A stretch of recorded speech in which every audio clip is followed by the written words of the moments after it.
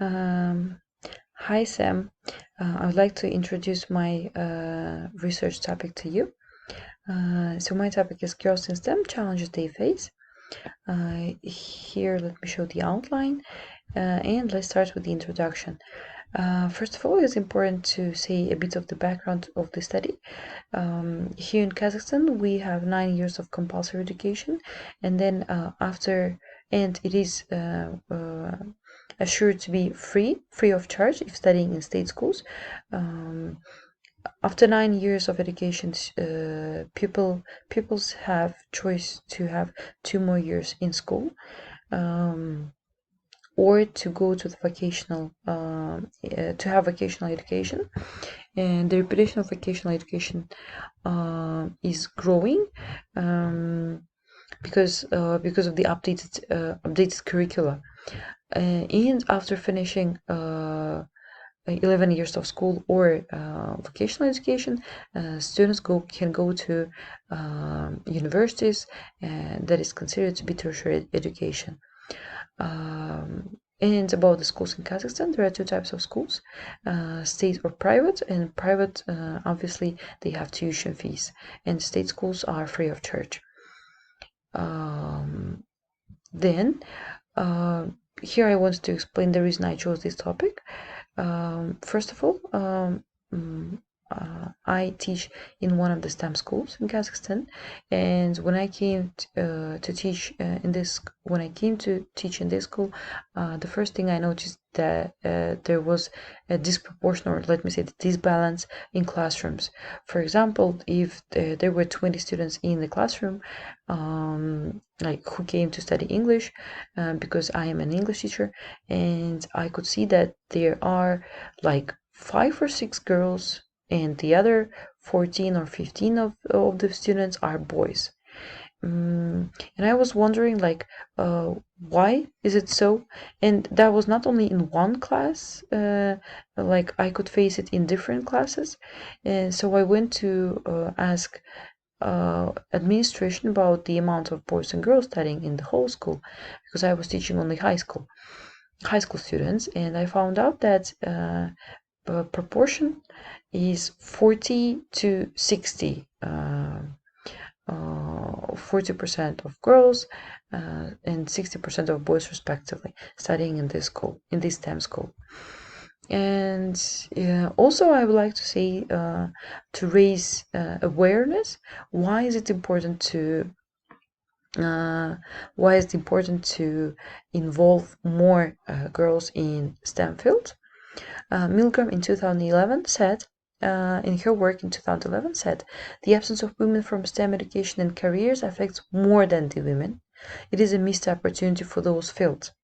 Women bring a different perspective that shapes and influences STEM disciplines. Having more women in the picture will not only help women themselves, it will also help society benefit from their expertise, whether it's ensuring women are included in clinical trials for medical research or developing a prosthetic knee that works better for women. We are all enriched when women fully contribute to the advancement of science and technology. And I was inspired by these words, and I decided to study why there are so few girls in a STEM school. Here I'd like to say about the research topic. The purpose of the study was to identify the possible challenges girls might face during their studies in one of the STEM schools, and the attitudes of teachers in these schools towards those girls who are studying STEM.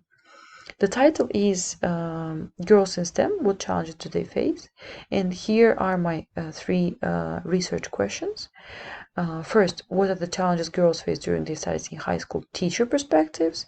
What are the challenges? The second one, what are the challenges girls face during their studies in high school? Students' perspectives. And the third one is, what are the teachers' attitudes towards girls in STEM? I'm sorry. I conducted semi-structured interviews, um, with subject teachers. And here I would like to mention that STEM is a broad topic, but I decided to research only physics and math fields, because this school is based on these two is concentrated on these two subjects, and students starting from 7th and 8th grade, they have 10 hours a week of physics and 10 hours a week of math. Like every class have 10 hours of physics and 10 hours of math every week. Okay, then here I would like to talk about the literature reviewed. There were many articles, but I included some of the major ones. First, female role models are needed for girls to set an example and to send the message that they also can do it. I found this these words in Milgram's work in 2011. Milgram says that female role models are important, and it is important not only to know that there are some role models who can balance their work and life, or like family, but it is also important to keep telling them, like to keep them alerted, awake, and keep telling them that there are role models, and that if those role models could succeed, then we can succeed too. The next one is females are underrepresented in both STEM workplace and bachelor degrees. That was said by Bede et al. In 2011 as well. Underrepresentation of women in the workplace and in undergraduate degrees is also a huge problem that leads girls to not to enter STEM fields. The next one is girls try to keep their levels of standard higher than boys in math and other male fields because of the stereotypes. Hill, Corbett, and Rose in 2010 wrote about gender stereotypes and bias based on those stereotypes, that unconscious beliefs, and there are two types of bias, like implicit and explicit bias, and they also said that unconscious beliefs about stereotypes can be more powerful than just because we are not alerted, like because it comes unconsciously. Let me move on. Here I would like to talk about research design. The research can be named as extensively phenomenological, as it involves teachers' beliefs and attitudes about the academic potential of their students. That was said by Cohen, Mannion, and Morrison in 2011. So while investigating girls in STEM, I tried to receive a bigger picture of the issue of the study, like by talking to the instructors and to the school alumni. I wanted to have that holistic view over the whole topic. And the next point is the date that took place from December to January. I was conducting the interviews. I had 8 semi-structured interviews with school alumni, those girls who graduated from this school the previous year, and 5 semi-structured interviews with teachers. And here I'd like to specify again that I talked to subject teachers, especially physics and math teachers. Data analysis.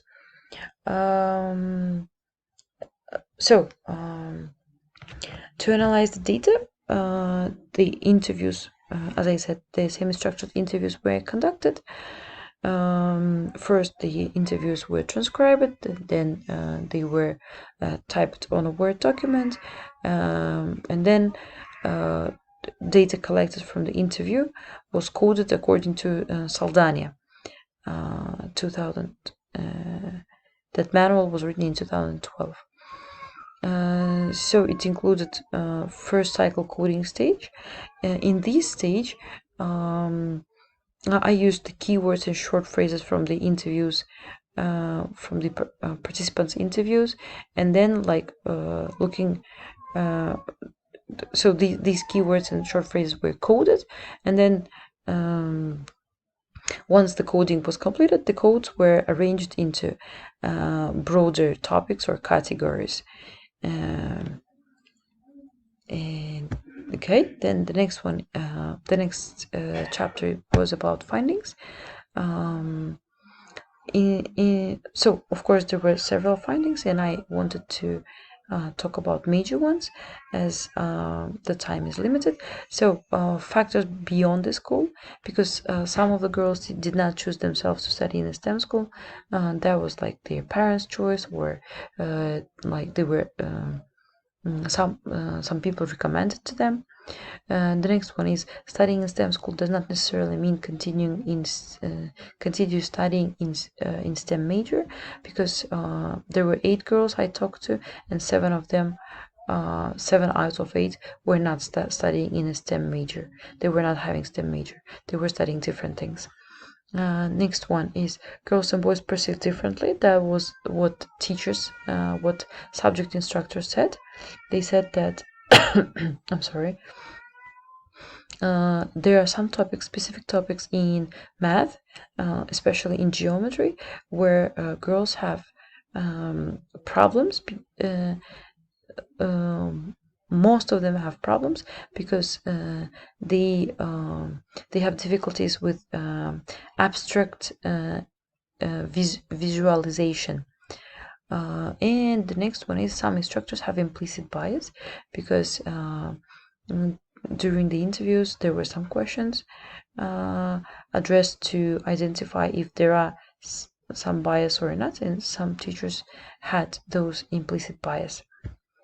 Okay, and let me talk about conclusion and challenges. In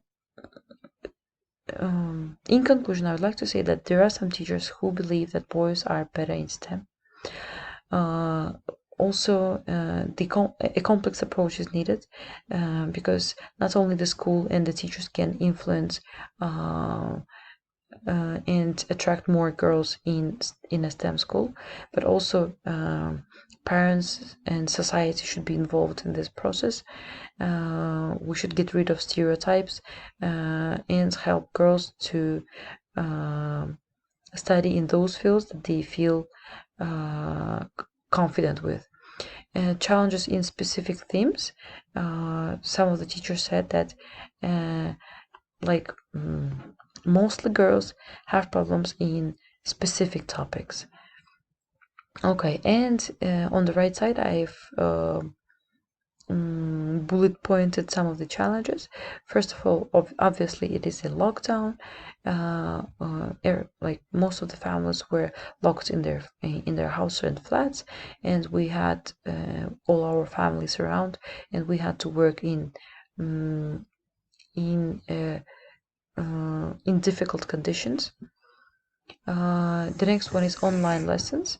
Like traditional lessons were converted to online lessons, and that changed most of the plans, and observations were cancelled because the lessons were conducted online, and it was impossible to observe the online lesson, because online lessons are shorter, and like mostly the lessons are not interactive because the teacher is showing the presentation, and students might not be involved because they just feel confident when they have their cameras off and their microphones off. And the first one is lack of concentration at home, because it is better to study. For me, it is personal. For me, it was better to study in the library at university, library. But because of the lockdown, I couldn't leave my house, and I had to concentrate at home. And the last slide is about the references. Here are they. So thank you for your attention. If you have any questions, please ask. Thank you. Bye bye.